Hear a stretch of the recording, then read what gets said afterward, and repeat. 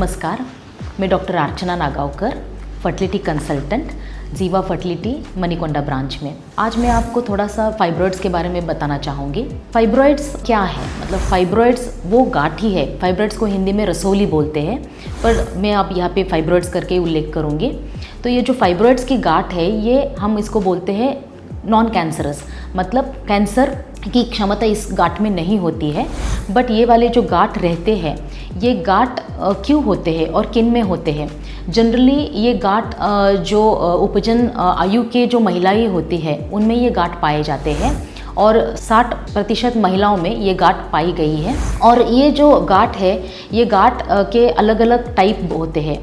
वो जहाँ पे स्थित होती है उसके आधार पर हम उसके टाइप डिसाइड करते हैं। जैसे अगर ये गर्भाशय के एकदम अंदर वाले अगर स्तर में है तो हम उसको बोलेंगे कि सब म्यूकोजल फाइब्रॉइड, या फिर वो बीच वाले मसल के लेयर में अगर है तो हम उसको बोलेंगे इंट्राम्यूरल फाइब्रॉइड।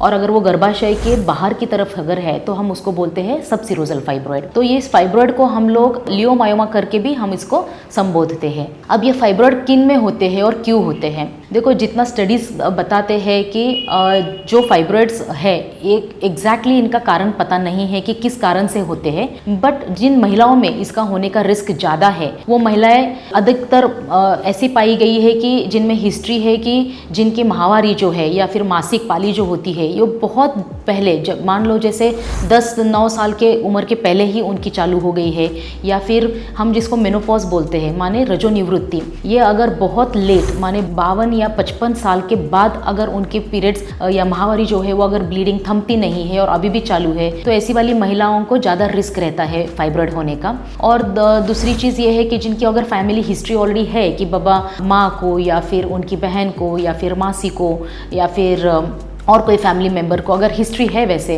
तो उन महिलाओं में ज़्यादातर उसकी संभावना ज़्यादा है होने की। या फिर अपने शरीर में अगर हार्मोन इम्बैलेंस है, जैसे ईस्ट्रोजन और प्रोजेस्टेरोन, 2 टाइप के हार्मोन्स होते हैं। अगर ईस्ट्रोजन की मात्रा भी बहुत ज़्यादा अधिकतर हो जाती है, उसके वजह से इम्बैलेंस होता है, तो भी ये फाइब्रॉइड्स ज़्यादा हार्मोन्स के वजह से उनकी उत्पत्ति होती है और वो बढ़ती है।